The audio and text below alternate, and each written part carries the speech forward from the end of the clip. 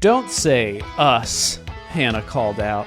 I'm not doing it, Alex. I'm too scared. I'm warning you. Go back inside. Please, I pleaded. I grabbed her arm. Come on out, Hannah. You want to see the werewolves too, don't you? No way! She jerked her arm away. Go home, Alex, she repeated. It's not a game. It's really dangerous. Listen, Hannah, I started to mansplain, but she slid the window shut. I stared at the reflection of the trees in the glass. Maybe she's right, I thought. Another cold shiver ran down my back. Ooh, maybe this is a big mistake. Maybe it is too dangerous. If the Marlings catch me... I gasped when I heard a low growl. I froze. Brr. I didn't have to turn around. I knew from the sound. A werewolf? It had sneaked up behind me. You can't scare me. Not with the basement abiding me. Maybe a sentient townie calling our creep.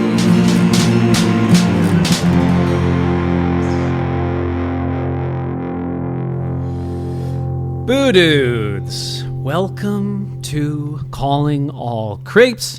It is a podcast about Goosebumps. I'm your host, Matt. Summer edition. Wait, please wait. And I'm here with Dave, Summer edition. Wait, hold on, 1 second. Yeah. I hope I got that on the mic. It's pretty far away. But, no, it was perfect. I heard it for sure. You know, the production value, look, this isn't fucking wait, don't tell me. All right? This isn't Ira Glass. You know what you're getting? This is episode 60. Summertime! Now, how'd you find that? Did you just type in farting?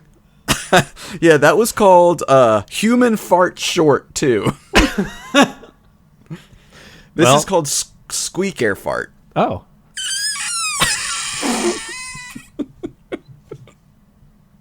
Human Fart Wet 1. Oh, it is wet. What is this a soundboard you found? It's called Epidemic Sound, and I'm on the sound effects for human farts. Great human farts, sure. Mm-hmm. Well, this one's called Fart Bubbles. Oh, okay. No. Underwater, perhaps? Yeah, that's fine. Man, Great. Human Raspberry, Fart 2, Fart 14. I mean, this is a very... Oh, wait, never mind. Here's Horse Fart. Oh. We ready? Okay, strap in. What? That was it?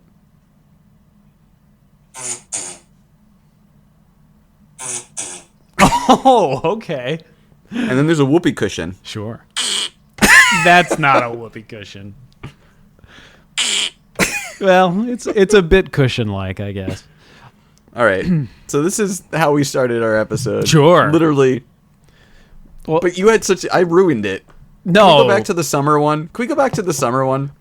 You want more summer sound effects? Well, just like that. I loved like the energy that you brought. Oh, okay. Hold on. Oh, It's I love spring that. break. Welcome to MTV's Next. Or whatever the fuck. Road Rules. We're gonna go to Room Raiders where we're gonna find all your cum. Black light over the bed. It's just full of cum. Well, it's 2 minutes in. We've talked about farts and cum. What else do we got? You're Spring break. up to something. This is supposed to be a sound effect of a camel grunting, but it just didn't play. So I'm done with sound effects after I've been let down in that way. But yeah, this is book number 60. We're doing it. God, we are so close to the end. This is the third to last episode. It's a bit bittersweet. I had a dream. Did you? So I had a dream that we were putting on like a pageant. Basically, we were doing like a live show for our final episode of Calling All Creeps, you and I. Yeah. And it took place in the auditorium that myself, and wife Chib, in the elementary school that producer Chib Yeah. and I attended. Yep. And we set it up, and it was like a comedy sketches about Goosebumps. Oh, and we're the only two people. We're the only two people in it, but we would like call people up. But it was like for an elementary school, and no one had like listened or knew about our podcast. We for sure should not be doing it in front of kids. And like, I remember one thing where I was supposed to be moving a mic stand, and I hit a kid in the head with it, and I was like, "Oh!" And I tried to like make a joke and make it like play around with it. Yeah, like, it was basically like we were doing like sketch comedy, or like what do you call it? Like ad lib. Sure. Yeah. Improv. Improv. That's it. It was like improv stuff, but it went on so long that the school was over. You ever go to like a program in school and like the kindergartners are like already supposed to be leaving, so they like are like pulling them out while it's still going on. So like send them home. Like the whole school was being let out halfway through our acts. And we looked at each other and we were like, let's just end it now. Big ending, big ending. Like it was a nightmare. But there was like costume changes and stuff. It kind of reminded me of, if anyone has seen the Tim and Eric Awesome Show Holiday Special, the Crimbus Special. It was very much like that kind of feel. And there was supposed to be like a Q&A at the end, but all the kids were being like let it go. And we're like, anyone have any questions? And like nobody. Yeah. Nobody would. What would people want to know? We're open to questions. If you want to know something, leave it in the comments. Have we gotten a single question in the history of this podcast? I think we have.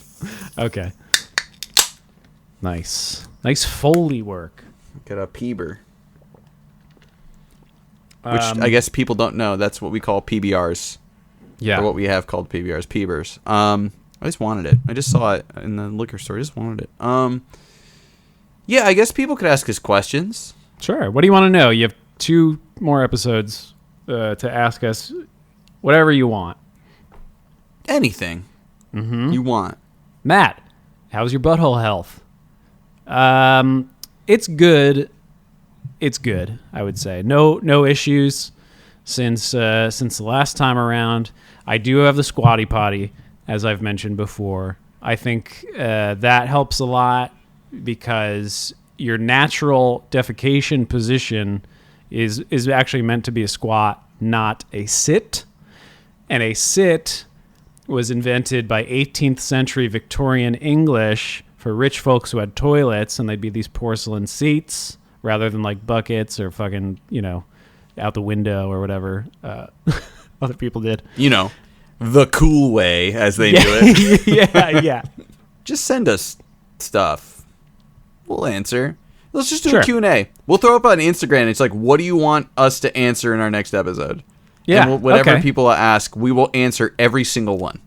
Yeah. I feel like, we haven't done anything like that before. It'd be nice to hear from people. It's nice to hear from people in general. A lot of you reach out. You hit us up. That's very nice. We do read all the stuff you send us. Not that it's like so voluminous that we wouldn't be able to, No. But just like, we do log into that Instagram. So it's very nice. It's nice to hear from people. We get a lot of thoughtful messages too, and like they mean a lot to us. And we just like being part of the community. Just like the other day, I don't know if you guys have looked it up.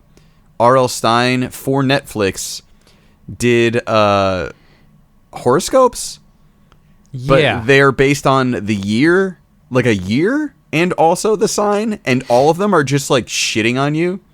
Yeah, and the only one I watched was ours, was Gemini. Also, it helped. It was the first one out of the thread of different ones, and it is like fun and interesting, but it's also like.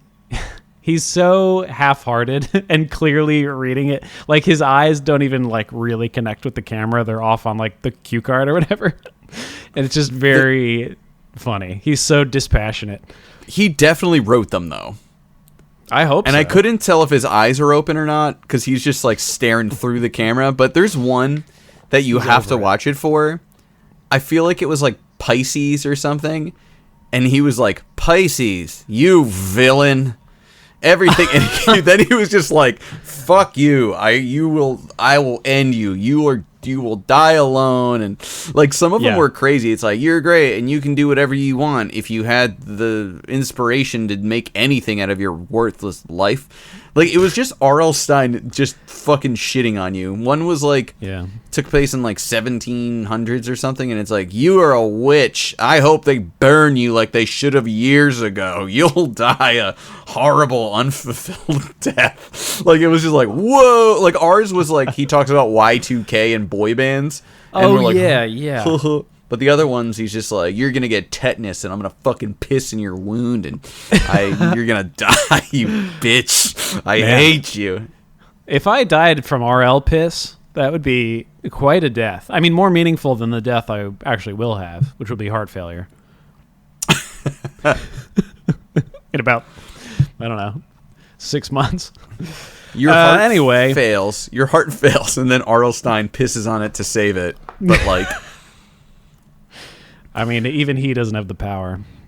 One thing I have learned about the world by reading R.L. Stine's great works, the Goosebumps books, heard of them, is that their anatomy in the way things that have been established, lore, horror, all that doesn't fucking matter, because if you're at book 60, you can just make up whatever shit you want. Sure. Doesn't have to make sense, and it could rule. And it could, like, you could poke 1,000 holes in it, but he's just like, no, it's my book, asshole. And you're like, yeah, it's a cool cover, I'll read it. And that's how we got Werewolf Skin. Werewolf Skin. I have a lot of thoughts, Dave. I have a lot of thoughts. First thought. Yes? This werewolf biting his own butt. Look on the cover. I would submit yes. I think, although this is not yet sentient, right? This is just the skin. Actually, fun fact: I heard that awful piece of shit musician and abuser of females, Marilyn Manson, saw this cover and realized the more bones he took out of his skin, the easier it would be to suck his own dick.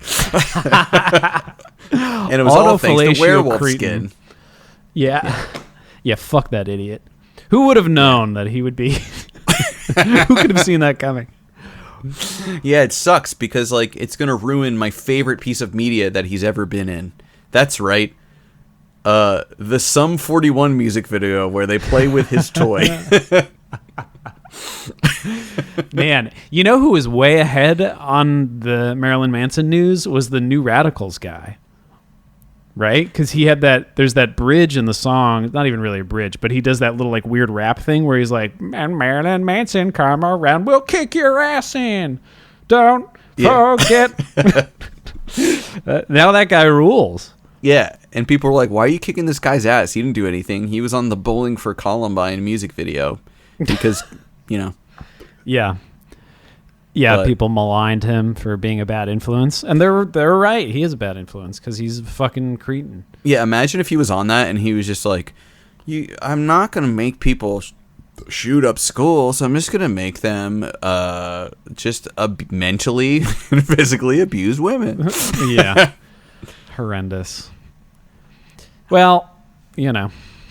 It's par for the course. It's like a personal Jesus. Oh, did he cover that song? Creepier. He did.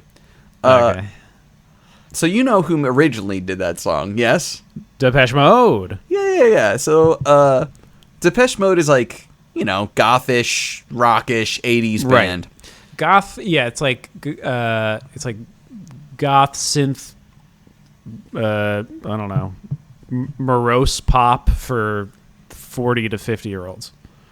I don't know if I talked about this on this podcast already. Did I talk about how? So, I used to work. I left this job. I used to work in a higher end area of Jersey City, rich people, and there was this one 80s guy. I called him 80s guy because he was always wearing acid wash blue jeans, and he had this coiffed blonde mullet. And none of his shirts had sleeves. Oh, that rules. Right? That's cool. And I would always see him walking around when I'd be getting coffee, and I'd be like, is that 80s guy? He's like stuck in the 80s. And Does he drive a Pontiac Firebird? He's always walking. Okay. Which is crazy. He's always walking around. And he's just this, like, dude. And he's always, like, just chilling and everything. But he always has, like, super blonde hair. And, like, he just looks like just, like, a guy from the 80s. He's always stuck there and everything like that. And there was, like, the final week of work. And I'm like, it's like that 80s guy who's there. He's, like, he's just some guy who was in, like, a band in high school and has looked the same forever. And they were like, oh, it's probably this one guy who lives in this neighborhood. He's in Depeche Mode. And I was like, what? It was so more than likely my 80s guy who I always look at. They're like, yeah, that's that guy. He lives like across the street. He's in Depeche Mode. Oh, shit. That rules. So one of his homes is in Jersey City, and he's in Depeche Mode. Oh, man. That's cool. Yeah. Yeah, don't get me wrong. I like Depeche Mode. They're cool. They're fine. They're Yeah. fine. I mean, the guy lives in a nice neighborhood. I see him when I used to get coffee, so it's like we're best friends. I remember in high school there was this guy. His name was Billy, and he was not the Blue Ranger. Before you say it, because I know that's what we're all thinking. Look, don't at me and ask me. One of the questions you guys asked me better not be if it was the Blue Ranger. I will lose my fucking shit. But you should follow David Yost on Instagram. Oh, yeah, he's a good dude, right? Incredible dude, doing awesome things for gay and trans individuals. Great story, too. Good guy. That good rocks. Guy. He was sent to one of those church camps, like Get Straight camps, Ugh. and was very religious and stuff, and now just kind of lives his life and helps people. Good guy. Highly recommend Hell it. yeah. Anyway. Yeah, so Billy was a senior, and I thought he was cool because he was like, I guess, I don't know what to call him. Like, he liked, what do you call, like, the punk greaser guys? Like a rockabilly guy, I guess? What are those guys? Like rockabilly guys. And his name was Billy. Hey, that's something. And he would wear a T-shirt and he would cuff the sleeves. This was before now people do actually cuff the sleeves. But he would like cuff his sleeves and like tuck in his T-shirt into his jeans, and he would wear like pointed boots and like slick his hair back and stuff. And he did drive a Camaro. Yes. I just want to interrupt again. Yes. That sounds pretty cool. Like it was very alluring. So you see the appeal. And I didn't drive yet. I must have been 15, probably 15 or 16. And I guess he's the one who introduced me to the Smiths. And he liked that kind of music. Like he liked the 80s, like new wave stuff and punk and shit. And so he would listen to like Echo and the Bunnymen and all that kind of shit. Damn. So this Depeche Mode reminded me of that. And he once in a while, I'd be lucky enough that he would drive me home from high school in his Camaro. And so the interesting thing about all this is that he was also very mean. And he was a huge dick. And so I remember, so maybe he wasn't a Smiths fan. Maybe he was a Morrissey fan. Yeah, I think ultimately he's more aligned with Maz. But I remember I was talking to him on AIM once, and I I was like 15, so I sent him we were just chatting or something, and I was like, oh, the line in the Smiths song, I think it was like How Soon Is Now. I was like, this is cool. And actually, but I didn't say the line in the Smiths songs. I just said like, this is cool. And he didn't respond. And I sent another message and I said, it's a Smiths song.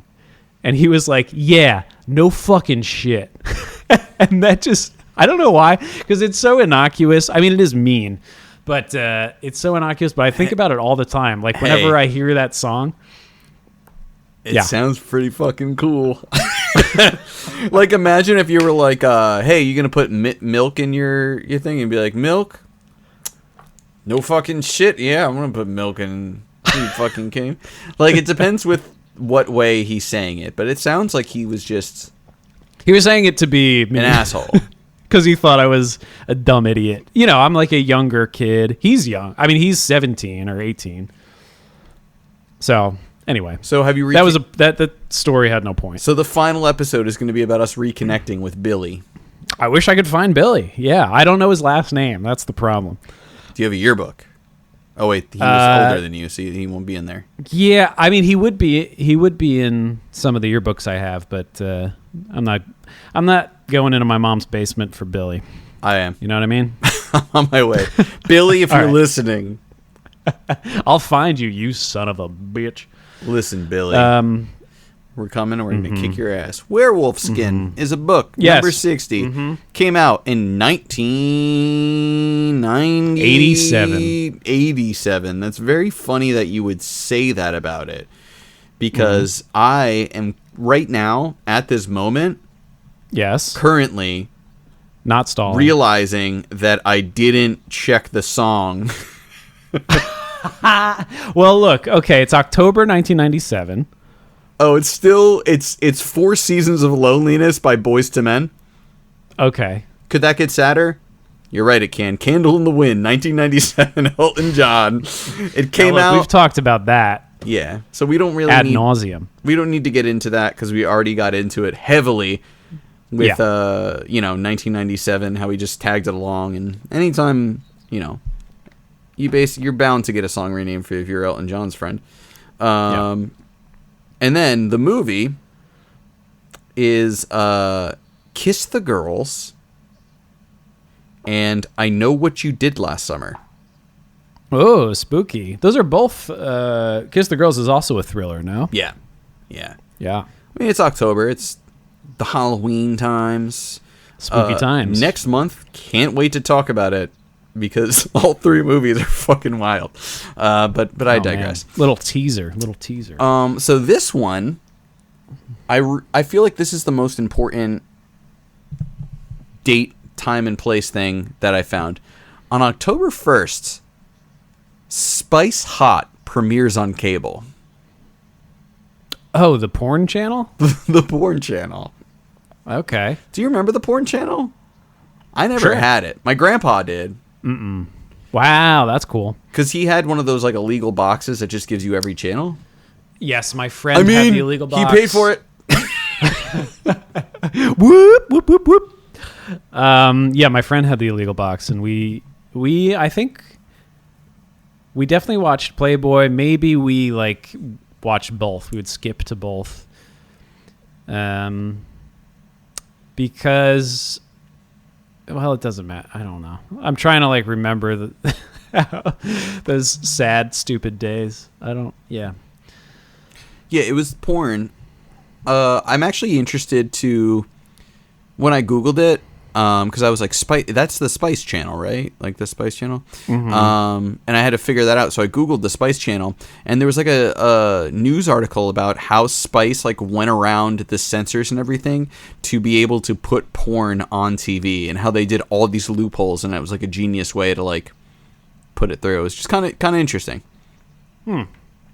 They were I didn't know advocates for jerking off. Yeah, we will get people to jack off to this.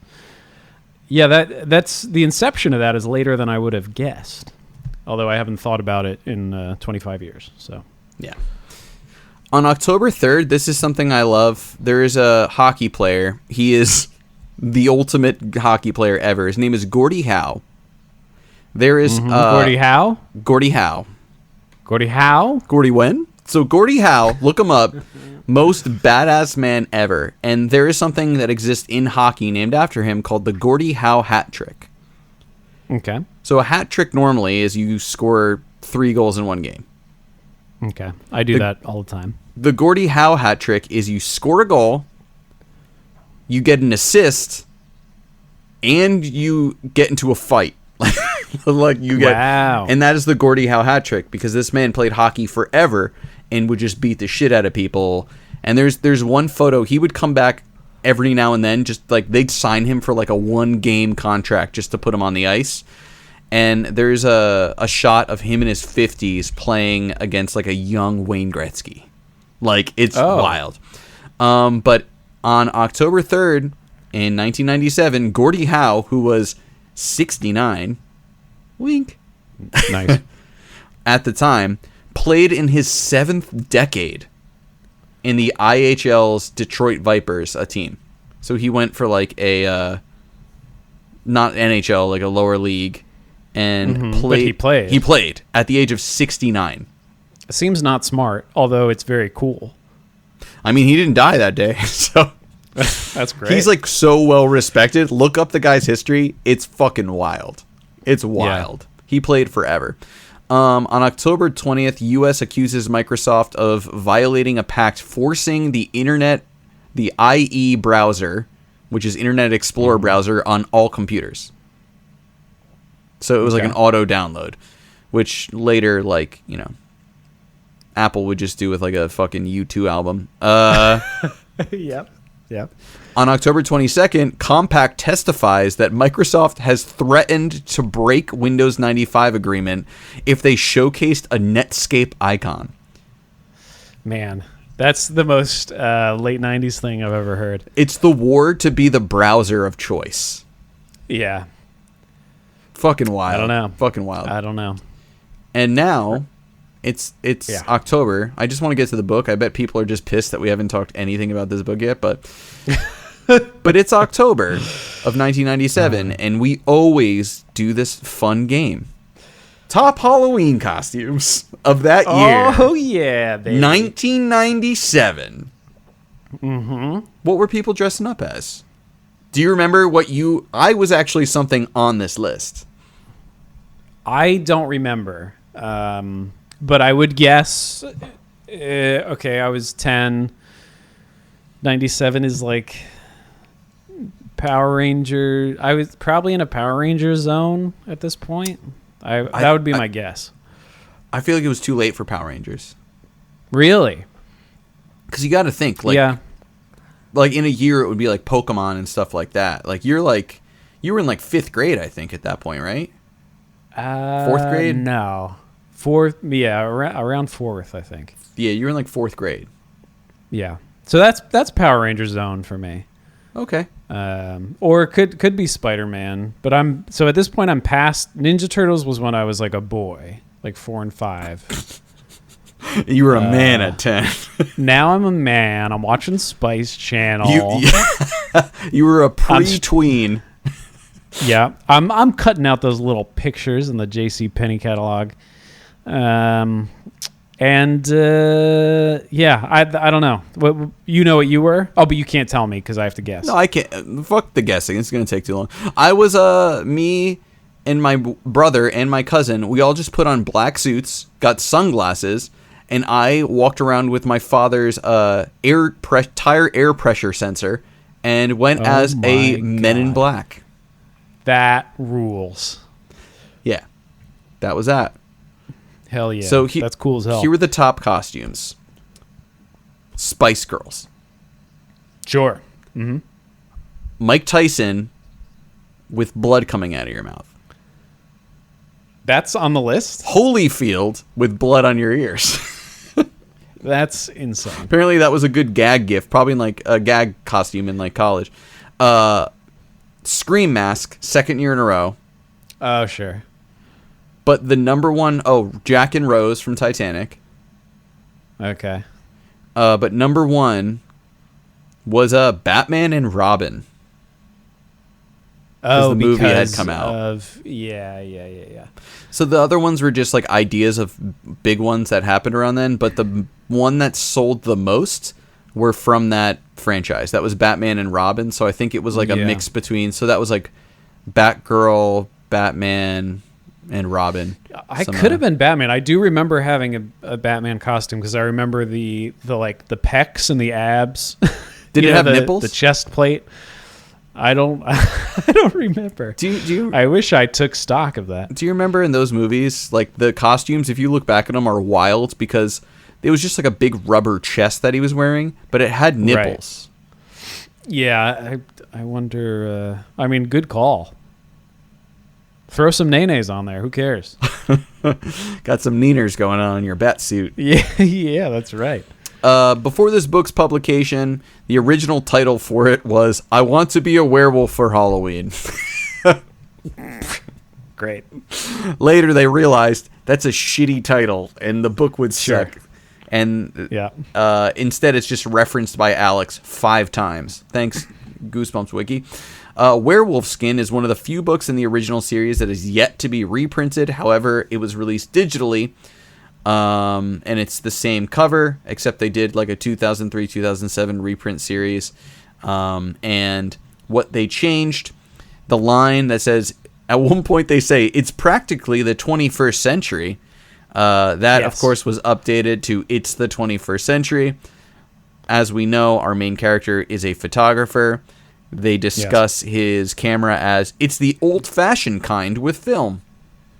Yeah. The third issue of a comic series called Secrets of the Swamp in Goosebumps books notably features several werewolf pelts adorning a hideout used by werewolves. In the fourth issue, the protagonist Blake wears one to scare off the werewolf hunters. In the fifth issue, it is revealed that the pelt she wears is indeed a wolf skin and uses that to transform into a werewolf. Fucking wild. Cool. I don't even know what all that shit's about. There's an episode. It is a 2-part episode. All that I needed to really know about that is the production of the episode started before the book was even finished. So, like, they thought it was I Want to Be a Werewolf for Halloween. Oh, okay. But they were like, do your own thing. So it actually doesn't even take place on Halloween. There were darker scenes that needed to be cut from the original. Which makes sense because the book, this is probably one of the darkest books. Mm-hmm. And there was also a character who is named Big Edna. And Big Edna was played by Maria Vakratsis, who is very well known for being Sophia in Mamma Mia, Aunt Frida in My Big Fat Greek Wedding, the pawn shop owner in Shoot 'em Up, but more importantly, Helen, Chris Farley's friend from Tommy Boy, the friend that like he grew up with and worked at the auto parts place. Oh, man. Right? Some Tommy Boy. Good for Edna. Yeah. Good for Edna. That's all the shit I have. Now we begin this book. Go. Yes, shall we speed through this book? Well, here's what I'll say at the top. I don't know if you want to weigh in, Dave. I think this is one of the better entries in the late part of the series. Hands down, one of the best for a while. Yeah. I think, and this is something I will probably repeat again and again, because that's what I do, and my brain is garbage. But I think this is one of the best examples in the series of good description. You know those little tidbits that we read here and there where we want to... They're easy ways to tip your hat to RL, where it's like, good job describing the trees, my man. And he does that a lot here. There's a lot of good... setting. There's a lot of good imagery in here. And the story itself is wild. Like, we've had werewolf stuff before, but we haven't had what is essentially like the Santa Claus with Tim Allen as like a werewolf story. Because what is functionally happening here is like the werewolf skin will turn you into a werewolf. That's the ultimate spoiler, right? But we have Alex. He's a photography freak, is what the back of the book says. And his parents are refrigerator salesmen. So they are out in Chicago selling refrigerators. And he has to go live with his aunt, Marta, and his uncle, Colin. and they are also professional photographers. I was actually going to write down what the parents were actually doing for their business. Yeah. And I was like, because if I don't write it down, Matt's just going to say that they're going to sell refrigerators in Chicago. Like we've done every book since the Mummy book. Yeah. I think it was like half true for the Mummy book, and since then it has not been true. But no, they're in France doing something. I don't know. Who cares? Probably watching the naked ladies dance. There's a hole in the wall that I've heard about, and if you peek through it, you can see it all. Yeah. They're on the Champs de Hornay and the Rue de Wiener on the Spice Channel. Yeah. So he's Alex is gonna stay with Colin and Marta, and they're in Wolf Creek. So that's kind of spooky. Yeah. And they live in this little cul-de-sac, and it's like there's 3 homes there. One is like I always, in my head, it was like always empty and boarded up, but it's not. It's just like always dark and spooky, and the neighbors live there. What are the names of the neighbors? The Marlings. The Marlings. See, it's so close to Marta. I was conflating. The Marlings live there, and from the outset, his aunt and uncle are like, "Don't fuck with the Marlings. Like they're like weird hermits, and they're always in there like doing weird sex stuff. Don't knock on the door or like look in the windows or anything, because you will see a dick." And like, I know that you're a kid and you love going on the swings, but any of the swings in their house are not for kids. No, that big mirror on the ceiling, that's not for you to look at yourself, my man, unless you're fucking. Also, it's Halloween in like 3 days. Like, the things they're gonna keep telling you is being like, "Oh, it's so nice that you came here to Wolf Creek 3 days before the full moon," which also happens to be on Halloween. Crazy, right?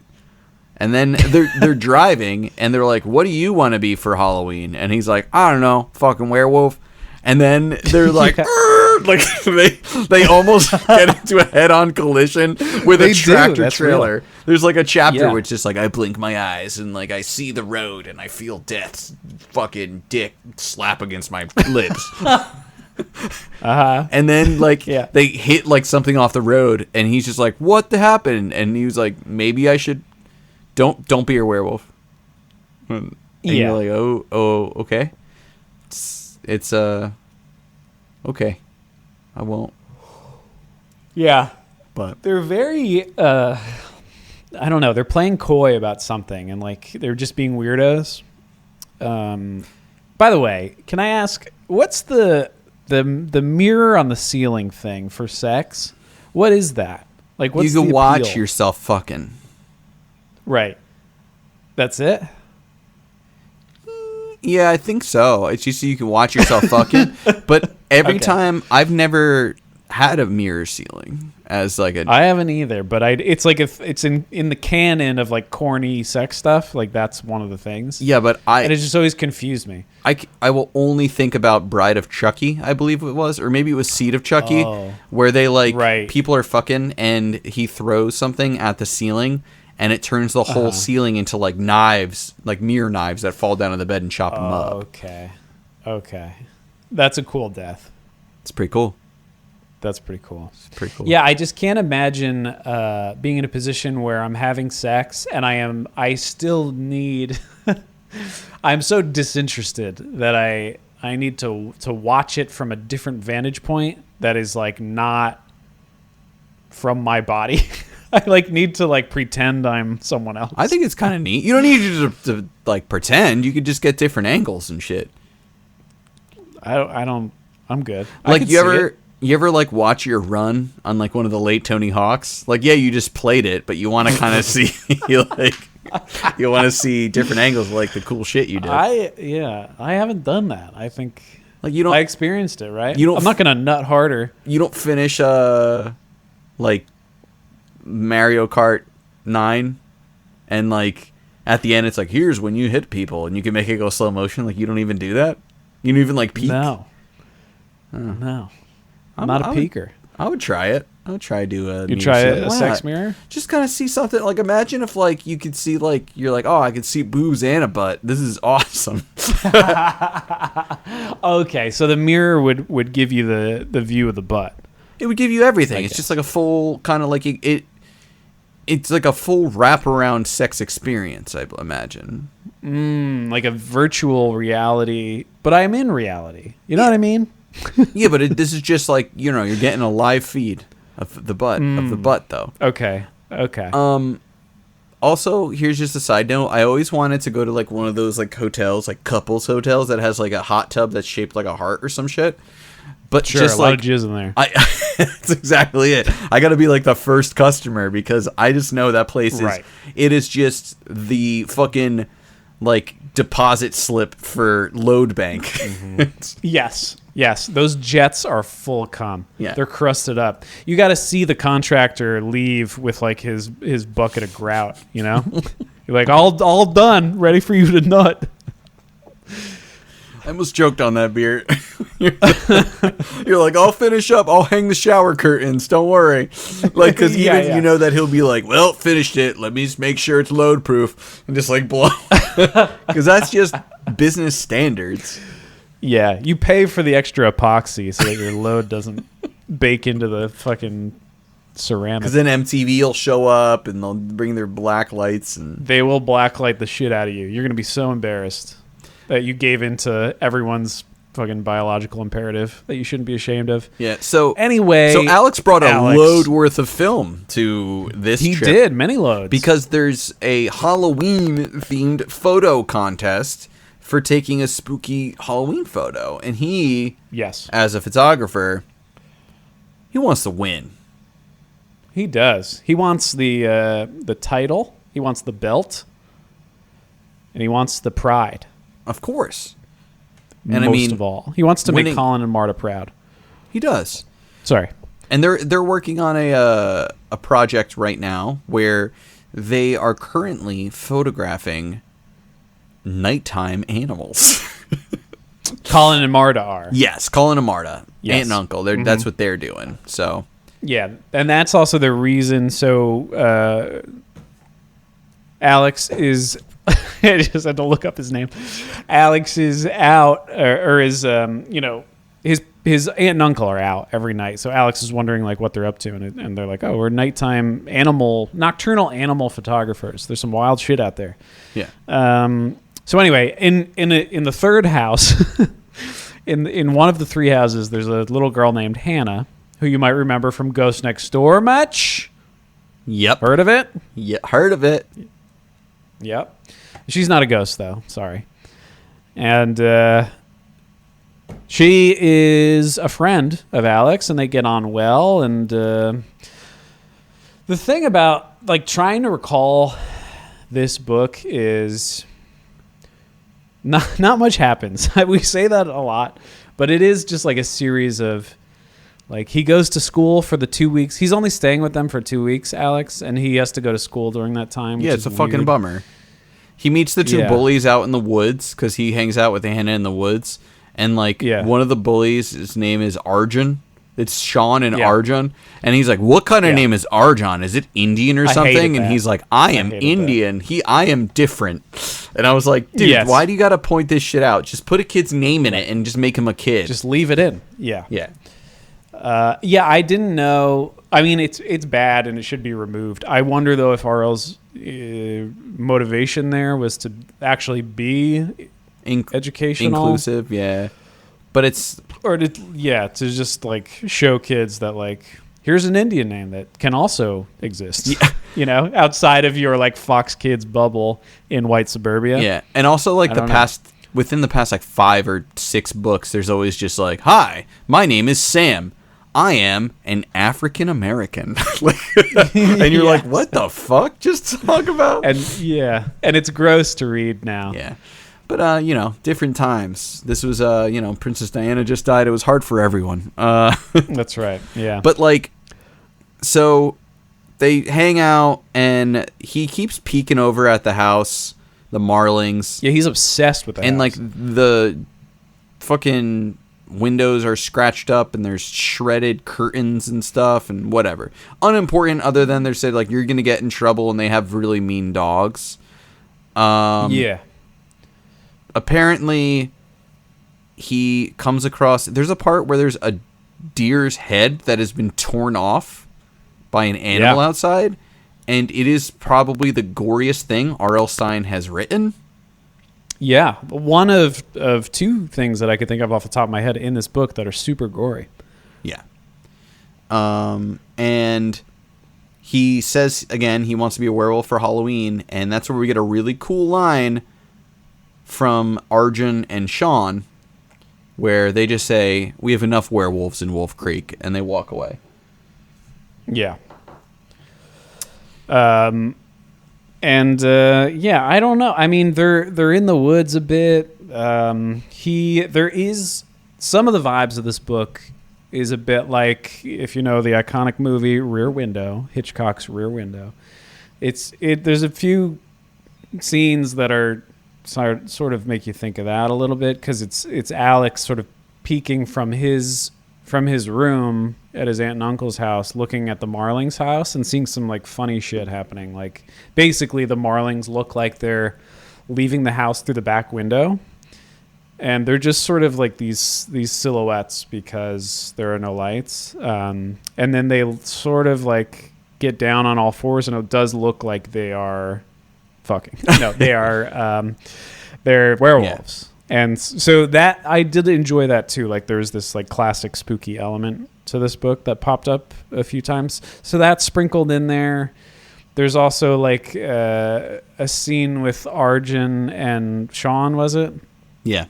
Where they say like, hey, if you really want to see a werewolf, come meet me in the woods at midnight or whatever, and you'll see a werewolf. You'll get the best picture for your Halloween contest. And he's like, oh, sweet. But thank you very much. Yeah. But then that night when he wants to go out and meet them, he's actually like shut into his room by his aunt and uncle. They like lock the door, and they've installed like bars on his window. Yeah. So he truly can't get out. And then later they're like, oh yeah, like you can't, it's dangerous for you to go out, and we knew you would. And like you just can't do that because like the Marlings have these dogs, and like the woods are really scary and full of like nocturnal, I don't know, they're like emissions. There's an owl in the woods. Yeah. Nocturnal emissions. You'll slip on all the J. Yeah. So also the night before, he was hanging out with Hannah in the house. She was checking like the old clothes of like Marta, and she's up in the attic, and he realizes he forgot his camera in the woods. So he's like, I gotta go get it. And he goes walk upstairs and talk to her, and she's like, no, I'm naked. And he can only see her head, and he's like, don't walk any further because I'm fucking naked right now. You just pour water down your chest? Oh, I wish. No, I took a big sip. I could. I'd like the other way. But yeah, so he goes out into the woods, and while he's out in the woods, he hears shit going on. He hears the beasts, the werewolves, and they literally tear a fucking goat to pieces like right in front of him. Yeah. Well, there was one point with a baby deer, right? No, that baby deer was saved. There's a rabbit though. Yeah, the rabbit it's like fucking. Yeah, and then there's a goat. That's the goat part. He hears a bleat. Wow. That's why I think it's a goat, because they hear the bleat. Right. You don't know what it is, but that's my guess. But yeah, he goes to school, and that's where they have a class, and I don't know what fucking class it is, but there's Mr. like Schlein or something. Oh, that's right. It's like it's Dr. like Werewolves Schlong. 101. Yeah, and he's like, all right, kids, today we're going to learn about werewolves. So most people know what they are. They're people, and they're also wolves, and it's been going on for a bit. But did you know that when you're a werewolf, you have a skin for a werewolf? It's called werewolf skin. And if you want to get rid of the curse, what you got to do is find the werewolf skin that they're hiding. You got to burn the werewolf skin, and that'll kill them, and their curse will be gone. Mm-hmm. And the whole time I'm thinking about this, I'm like, what an interesting, weird way where it's like you don't grow into a werewolf. It's basically like a separate costume that you put on. Yeah. And in my head, Yeah. I was like, why don't you just fucking A, just don't put it on. B, Sure. just burn your own werewolf skin. Just get rid of your own werewolf skin. Yeah. Cure yourself. I guess it must be. Look, we have to assume for our own sanity that it's part of the curse that you can't do it. Yeah. It's But like yes, I agree. it's like vampires. They suck blood, but only when they got their vampire teeth in. And you could buy vampire teeth from me right now for 2 installments of $29.99. And you're like, yeah, but it's a curse, and you'll live forever, and your life will suck. And you could be like, well, I just won't do it. And he's like, oh man, like just do it. Like, shit. it just makes the plot I didn't think seem you'd think of that. strange because you're like, what if they just don't? And you're like, fuck, you figured out my riddle immediately. Yeah, But- well, it must be like that they had to have turned into a werewolf from scratch at one point, right? Because they do mention like it's passed on through a bite, so Yeah. that's traditional. Yeah. So at some point, the Marlings were bitten, we're to assume, and then turned into like they can't get bitten and then like. You know, the werewolf's like, all right, so like my liaison will come and like provide the skins for you. And you have to put them Yeah. on the 30th and the 31st. First, we got to take some But- measurements. Yeah. Like just snapping the fucking like tailors. Like, I bet Yeah, the you measuring tag, tape. you're it. Right. Yeah. Like they had to have like the first time, I guess, turned in organically and then you shed the skin. I don't know. Yeah, you like Who exfoliate. knows? Yeah, a deep salt scrub. But yeah, we learned this in, school. And Yes, lycanthropy. First lesson is how do werewolves have nipples? The answer is no. The milk comes out of the ass. pee is stored in the balls. Welcome to health class. Make sure to wear a werewolf skin when you're fucking. Yeah. Yeah. It's, yeah. And then at the end, he's just like, all right, kids, who here believes in werewolves? Raise your hands. And like everybody but Alex? Alex. Yes, Why do we Alex. not, I can't remember this kid's name. And everybody but Alex, and they all look at him and they're just like, fucking coward. Like, I don't know. Yeah. Yeah. They like beat him in the hallway like, hey, dude, notice you didn't raise your hand. What's going on? Literally, that's what happens. They're like, oh, we got Mr. Non-Believer over here. Thinks he's too good for fucking werewolves. Oh, so you don't believe in werewolves, huh? Mr. Smarty City Pants. Mr. Big City Normal Wolves guy over here. Well, must be nice. Full moon, yeah, what you it- gonna? but- Oh, tides, real cool, bro. Fuck you. Yeah. And they're gonna like beat him up because he doesn't believe in a made-up thing. Yeah. But instead they just do the aforementioned thing where they're like, come to the creek at midnight and you'll take a picture of a werewolf. But it doesn't materialize. A, Alex can't get out of the room. As we mentioned, he was trapped. And then B, they weren't going to meet him anyway. It was like a prank to like get him into the woods, I guess, is the payoff. I don't know. Yeah. So that nothing happens there. But Alex is really keen on investigating what is happening. He's truly obsessed with the Marlings house. And so he pursues this to a point with and without Hannah's help, where he goes into the woods and follows them. At one point when they leave the house, he goes out, follows them, brings his camera. He's like, I'm going to get a roll of photos of these cretins turning into werewolves. And he does trail them, and they murder... no, not yet. They trap a fawn in front of him. And he... I do like that he is so incensed that they're going to kill this baby deer that he actually stops it somehow. He makes like a noise or something. And the fawn gets away... But he is not noticed by them, so that's good. But then a rabbit comes by, and they tear it in half. Graphically. Yes, very graphically. And you know, this traversal through the woods, at one point he does get lost because he loses... Like, they're chasing him at a certain point. They notice something's there and they start chasing him, and he loses them, but then he's lost in the woods. He does find his way back. That's nice.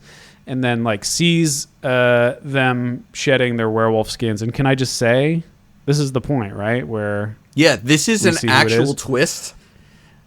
This is a twist. It's not the final twist. The final twist I saw coming. Yeah. This twist I was also like, oh shit, all right.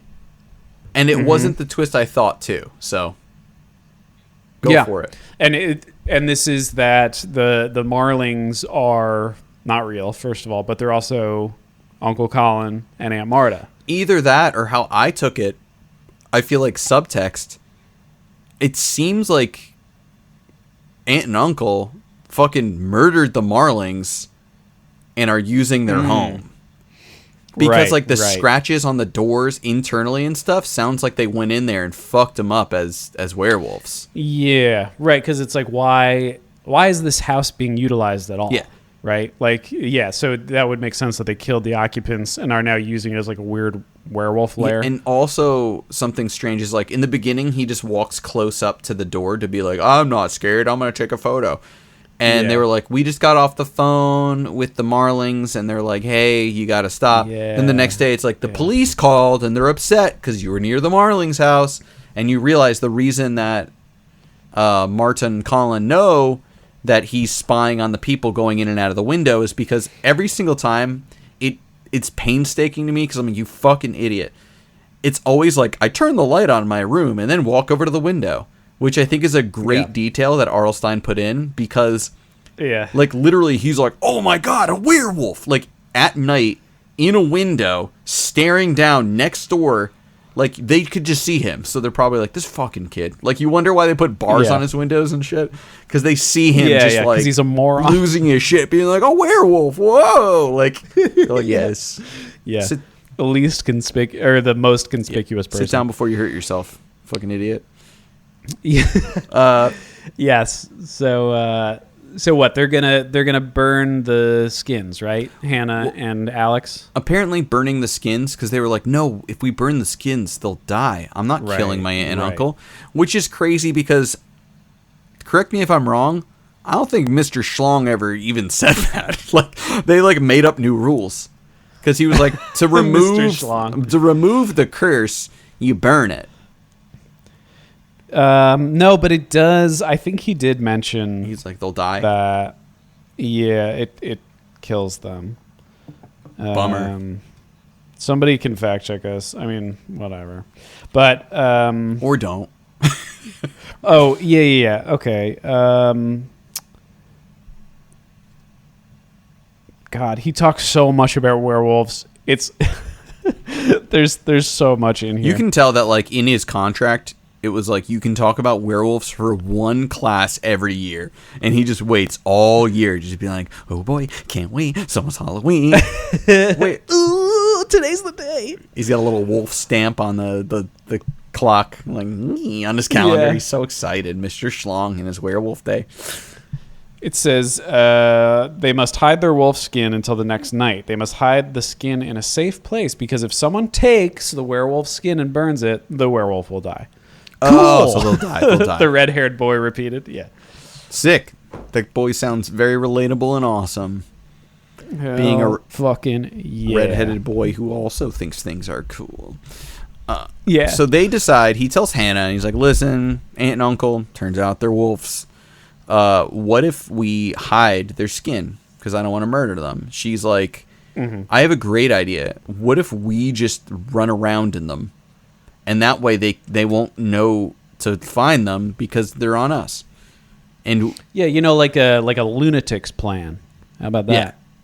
It's just like, hey, we need to keep our friend is a drug addict and they have these like heroin or whatever, and it's like we gotta keep it away from him. What should we do? It's like, well, we should probably confront him and talk about it and throw it out. And she's like, why don't we just play monkey in the middle with him until he decides to quit? Why don't we do all the drugs at once? So they're like, cool. So we're gonna be werewolves for Halloween then. And we'll just wear the curse around and find kids to hang out with because we'll be safe with kids.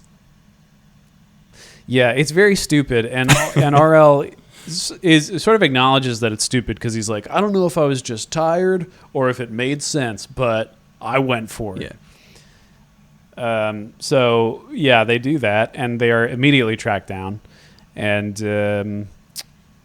they do burn it. Right? What do they do? So what they do is they basically just run away to the point where like werewolf time's over. And then they like freak out and they fall down, and then they help each other back up, and they're like, "You broke the curse. Turns out we just needed to not be able to get to them, and everything's fine now." Right. Let's go home. I'll make waffles and or donuts or some shit. And then they go home, and Hannah's like, "Hey, you want to come up and see me upstairs real quick?" And then he sees a werewolf skin in the closet, and he's just like, "Wait a second." And he does the counting. He's like, 1, 2, wait, 3. Hold on. And then he counts the people in the room. And then she's just like, he's like, oh. And then she says, "That's your aunt's werewolf skin that I took. I've been wearing mine." And then he's just like, "Wait a second. If you're wearing your own werewolf skin, then wouldn't that mean?" And then she just leaps on him and bites into his chest. And it's fucking erotic as shit. It's cool as hell. They have a mirror on the ceiling. It rocks. Literally, it's, huh? I cried. I don't get it. "You will," she whispered. She knocked me to the floor with her heavy forepaws and sank her teeth into my chest. I could tell because the ceiling was a mirror. I saw them with my eyes from the ceiling. End. The end. All right. That was good. Right. That was really good of you. I really appreciate that and enjoy it. Enough horseplay. Enough. Yeah. What's your good stuff, Dave? Or what did you want to say? I'm sorry. Good stuff. Time to find some good stuff. That one wasn't that great. Wait a minute. Good stuff.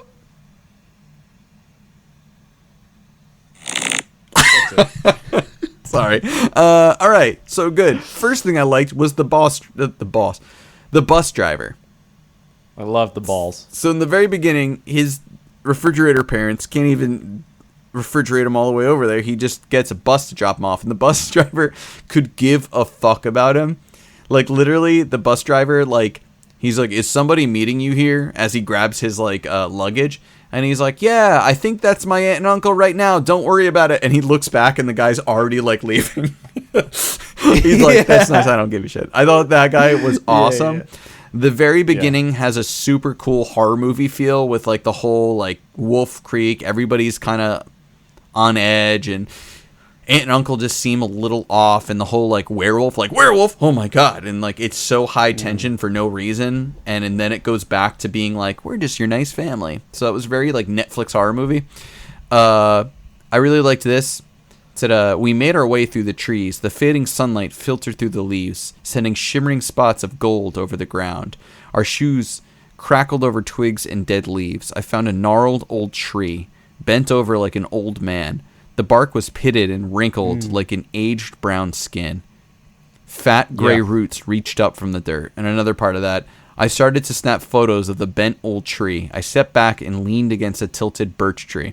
I tried to frame the old tree so that its shape looked human."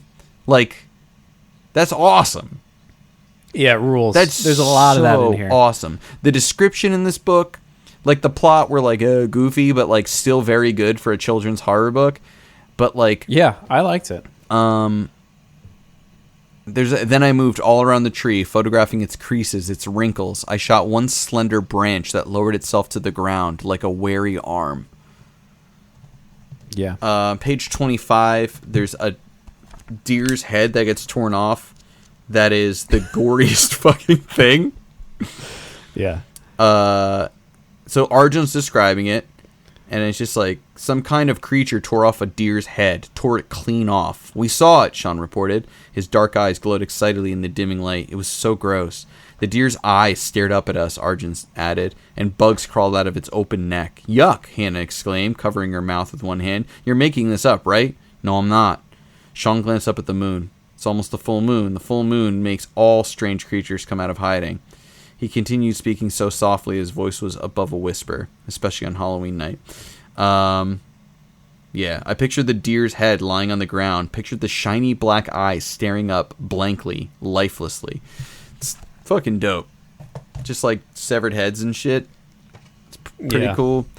I loved we have enough werewolves in Wood Creek. That was like the cold open. That's when like it would be like Werewolf Skin.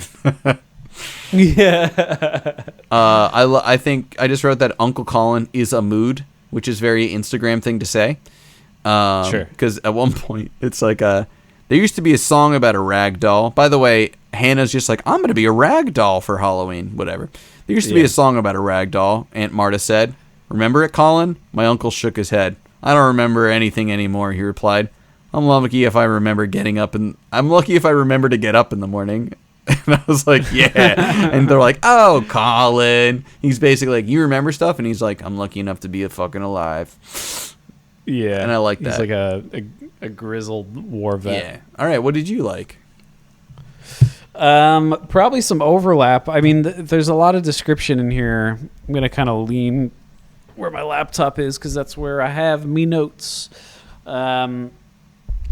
Yeah, there's a little detail in the beginning with the bus driver, and it says, despite the cold October air, he had a damp sweat stain on the back of his gray uniform. There's just like more detail about this person we never see again than we need, but in a good way. There's like that's a very specific thing, and that's the writer's job, right? It's like notice things and call them out. There's another one on page 1. And I apologies if you also read this, because there's a lot of tree stuff in here, so it like overlaps in my head. The trees shimmered yellow and brown, the autumn leaves still clinging to the branches. Dry brown leaves fluttered across the parking lot. On page 18, there's more tree shit. Where he talks about tall yellow and red trees. Let me find it, because it was good enough for me to kind of make a note of. Oh yeah, you read this. So same thing. The spots of gold on the ground and the old man tree.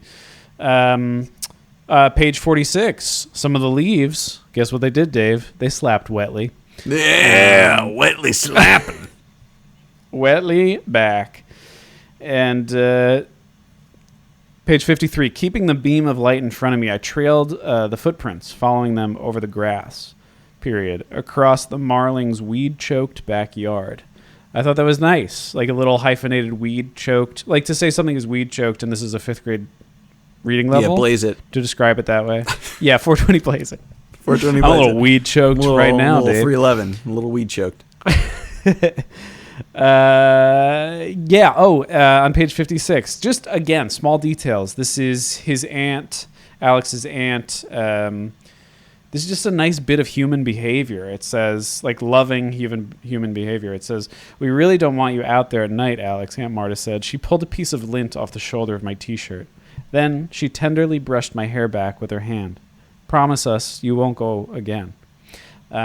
Just nice, right? That's an aunt would do that for sure. There's a small, innocuous thing. Piece of lint on your shirt. Fine. Brush your hair back. That's just like a nice... That's a love language, Dave, if I may. Great detail. And page 94, I do like that he saved... this dude, Alex, saved a baby deer. That's cool. It was about to get its cute little head torn off, and he saved it. That's nice. How about your bad? Oh, bad? I have a sound effect for that.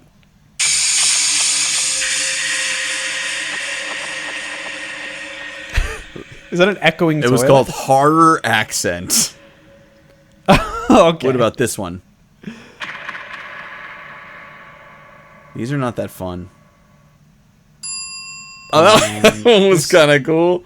A little bell is How about nice. this? Time for our bad writing.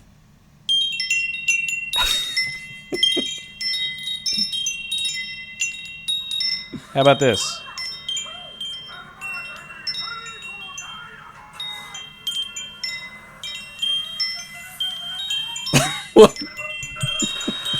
What the hell is that? Also, these wind chimes are like 9 minutes long, and I can't turn them off. I don't know. I thought that was going to be some like scat thing, and it was Thomas the Tank Engine, like a full scene from the cartoon. This website has like 80 different coughs. Coughing? What the fuck? I fucking hate this website. I thought this is like the YouTube comments of sounds. I hated that Hannah's voice is described as like husky all the time. She's like, she had a very that's my first thing. deep voice. Yeah. They said, I liked her voice. It was really low and husky. And it's like, Hannah had a great husky laugh. Like, I imagine it's like this little girl. It's just like, hi, welcome to Wolf Creek. And then, sorry. like, hi, welcome to Wolf Creek. And she's like, my name is Alex. And she's like, hey, Alex, hope you like wolves. Just like, mannish. Oh, do I, dear boy, do I? Yeah, so it's like, talking about werewolves, it's, I've never seen them, but I've heard stories about them. What kind of stories, I demanded. Frightening stories, she whispered. No, really. The scariest kind. No, really. What kind of stories, I insisted. Like, I don't know. Just the frightening I hated, but it's just like, hey, what kind of stories you hear? Scary ones. No, really. What kind of stories? Scary ones. Like, it's just, everything about that was just really weird. The city kid jokes go from good to bad. In the beginning, it's like, you're a city kid, right? And then later, it's just like, hey, too good for the pencil sharpener, city kid. It's just like, oh, you ever see a tree before, city kid? Like, it's just, it was a good detail in the beginning, and then it just got really weird. I hated Arjun. Not him itself, but then you're like, my name is Arjun. It's Indian. Like, it's fucking weird. And he's like, that's a strange name. And I'm like, you're the city kid. Like, you should have some sort of, world perspective. Yeah. I told her about my scary adventures. She tisk-tisked. I warned you, Alex, she said. You wouldn't catch me in the woods after dark. I hate the tisk-tisked. Tisk-tisk, Dave. As a verb. Tisk-tisk. Tisk-tisk. The wolf's jaws snapped. Their red eyes glowed as if on fire. I raised my arms in front of me, as if to shield myself. I hate that, because it's very repetitive. It's like, oh, as if this. And it's like, cool, you have a simile. And then the second one's like, I raised my arms as if to shield me. Like, no, that's what you're fucking doing. Like, why you even write that? Yeah, you are. Yeah, you're doing the thing. You're not almost doing it. And then, of course, fragment fucking hell in this book, but not as bad as normal. A lot of that. It's just we don't always mention that because this is the 60th fucking time we've done it. But yeah, fragment hell. Yeah. What about your... Oh, that's an ad. Oh, I was like, was that a System of a Down song? Well, I'll tell you, Dave.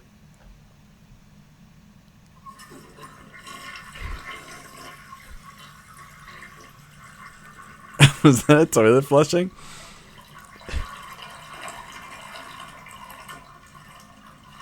Hold on. It goes on for 30 seconds. Oh, that's crazy. Well, the water's running. Oh, it's still going? It's still going. All right. Well, here's the bad. What's a Walla Walla? Yeah, I mean, save. Now we're just looking at sound effects. Same stuff as you. The husky. The thing about the husky voice is it's mentioned twice on the same page, so that's stupid. On page 21, they describe Arjun as having a purple muffler, which is a scarf, I suppose. But I've never heard that, and it's. I mean, a muffler's for a car, so. I hated the Arjun thing. On page 33, these are sentences, truly back-to-back sentences. Ready? My camera? Question mark. It was gone. Period.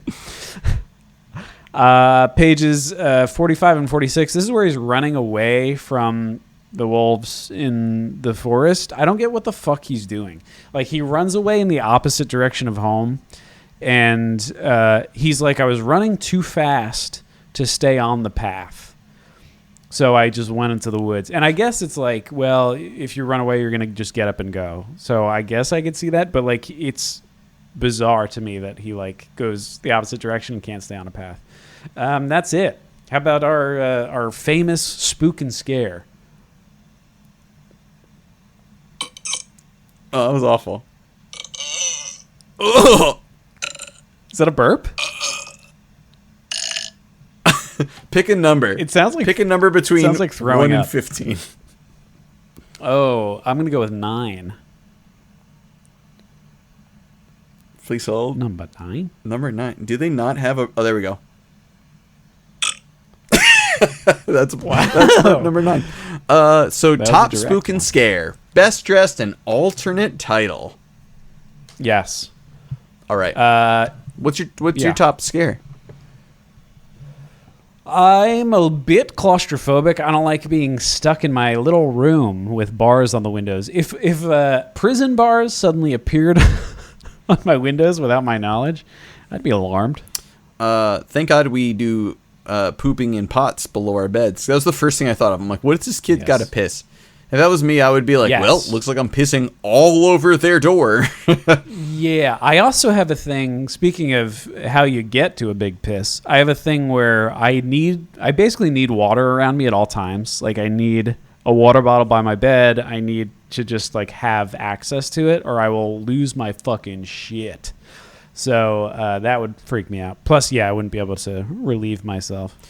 Mine was not being able to pee, but realistically, it's hearing a beast tearing something in half as it screams on the other side of a bush I think when I'm that's in fair. the woods and nobody knows I'm there. Yeah. Also, the woods just in general are scary as hell, Yeah. especially at night. Yeah. So who's your best dressed? Oh, man. I mean, there's a lot of good... I mean, Mr. Schlong, they describe him as like a pear. He looks like a pear, which is cute and funny. But I have to go at the passage you read, the old man tree. Oh, interesting. The tree that looks like an old man, which they talk about a bunch. Like it has weary arms, and they talk about it later in the book, too. It comes up a few times. It's kind of like the checkpoint where he doesn't know the woods well, but he knows that tree. Yeah. That old man tree, and its little shriveled dick and balls. It's just got 2 little acorns hanging off one branch. Yeah, it's bark and acorns. Yeah, how about you? So I originally was going to be Sean with his little muffler, but it's got to be Mr. Sure. Schlong. Mr. Schlong. Yeah, read that passage because I would love to. He was about 40, short and chubby, with thinning brown hair and thick black eyeglasses perched on his round pink face. He wore a yellow sweater that made him resemble a ripe pear. That's See, it. like, so specific. being pear-shaped, I was like, yeah, it makes him pear. But I love that he looks ripe. And I'm like, oh, he's in his prime. Yeah. He's ready to go. Shit teacher, Yeah. but he's ripe. I love it. I love it. Alternate title? God, I don't know. I don't have anything. What do you have? I want to be a werewolf for Halloween.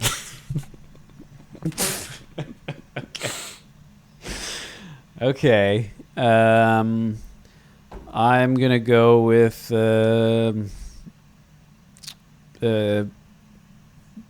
room prison. I don't fucking know. Room prison is great. Beneath the Skin. Knocked it out of the park. Beneath the Skin is good. Yeah, Face Off. Nicholas What else do we do? Cage Room. Oh, that I God. live in. I'm in a Nicolas Cage. Oh, Dave, you did it. We did it. We did it together. Yeah, actually, we could just call it Nicolas Cage, right? Yeah, this book's just called Nicolas Cage. Cool. Where's the witch? That's right. Well, I guess the witch is like the original werewolf that got his aunt and uncle, right? And Hannah? Yeah, it's not the Marlings. For sure. No, it's not the They got Marlings. fucking Yeah, 8. They're the victims. Yeah, so it's whoever started. It's the original werewolfer. Yeah, it's that little woofer. And then our most luscious liquor, I guess it's the wolves. Yeah, probably when they're choking down that rabbit. I'd like to believe it's Mr. Schlong, but we didn't see it. So Just in my fan fiction. what can you do? Yeah. And Brian, as always, please let us know if this is, in fact, my pube. So that's another episode of Calling All Creeps. We're near the end, but we always want to shout out and give a little bit of love to our listeners. This one goes to a newer listener, but longtime friend, ATM. Thanks for listening. A beautiful boy, a swell guy, just a real sweetheart. We appreciate you. Shout out to you, my friend. Dear friend, awesome jazz man. Yeah, and very talented musician. And newly listening, so shout out to you. Yeah, absolutely. Huge shouts, and yeah, to everybody. I don't know, are we murdering people? This episode's going to be a little long. We got time. Long. We got time. We got 4 more people to murder. We can figure out a way to get that done. All right. Well, we're at the finish line here. So if you want to be murdered, you gotta get those little reviews in. 5-star rate and review us on iTunes, and we will kill your little ass. You can send us a message too if you want us to. Yeah, the review. Yeah. Well, I mean, because it's not like the reviews. We're gonna be popping in every now and then. We're not going for top whatever. We hit like 6. That's true. Yeah, I guess there's no motivation to even get 5 stars. So weren't we like 69th in Nicaragua or some shit? Like. Oh, that's right. So we already hit the top part we want to be. That's great. Yeah. And, this is, again, third to last ep. So what are we trying to do? Who are we trying to impress, Dave? That's right. But you can still follow us on Instagram, Calling All Creeps Pod. We post random stuff and share Goosebumps things when they happen or whatever. Also, it's the best place to contact us. And then there will be more R.L. Stine content happening this summer and coming soon. I don't know if you guys saw the trailers for the Fear Street movies. They actually look pretty dope. I'm excited for that. And apparently they have picked a director for the Goosebumps series, which I'm very excited about. We'll probably talk more about if we get more info soon, but we'll see. Yeah. It's the end, but it's open-ended. If there's new shit that's popping up, we want to talk about it, so we'll see. Yeah, but just like you said in the beginning, everybody needs a summer break.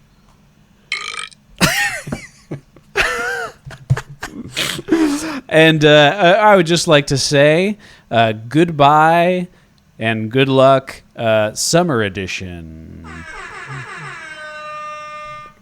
Goodbye, summer. That was a single sniff. That was the only.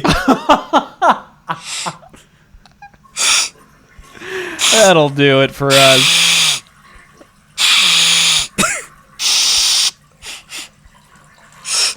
Is that more sniffing? Yeah, it's a whole lot of sniffs. Bye. Okay, bye.